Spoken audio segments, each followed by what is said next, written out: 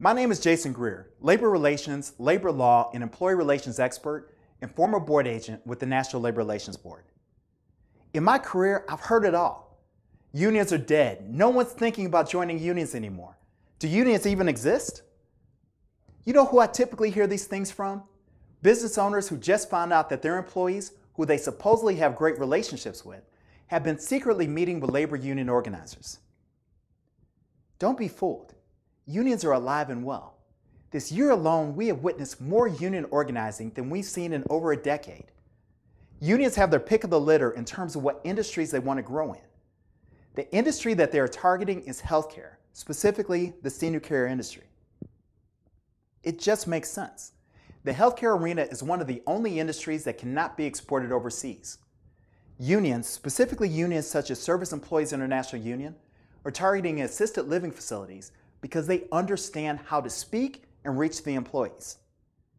SEIU purposely hires and trains organizers that can relate to the population they're trying to organize. If your employee base is largely Hispanic, then SEIU will send out Hispanic organizers who speak Spanish. If your employees are predominantly African American, then they will send out African American organizers who the staff can bond with. You see, caregivers who spend the bulk of their time tending to the needs of residents and patients are always left with one overriding question: who's caring for the caregiver? They want to know who's going to look out for their best interests, who's going to be there to listen to them, and who's going to provide resources for them. If management is unwilling or incapable of this, then don't be surprised when your employees' pictures appear in union flyers posing next to the union organizer who has gone out of his or her way to form relationships with the staff. Don't be surprised when these same employees are walking through your building trying to convince employees, residents, and even the residents' families that they need to support the union. Union organizers are trained manipulators and persuaders. They know what to say and how to say it. Until leaders master the art of caring for the caregiver, the healthcare arena will always be vulnerable to unionization. Don't make the mistake of relying on survey results in your perception of employee satisfaction.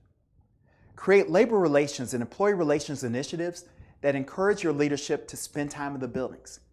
Get to know your staff on a personal level. But most importantly, don't be that business professional that sits back assuming that your employees would never organize a union against you. It's the 21st century. You don't have the luxury of being that naive. To learn more about labor relations, visit GreerConsultingInc.com and pick up my free special report, The 5 Steps to Reducing Lawsuits, Bad Press, and Drama in the Workplace.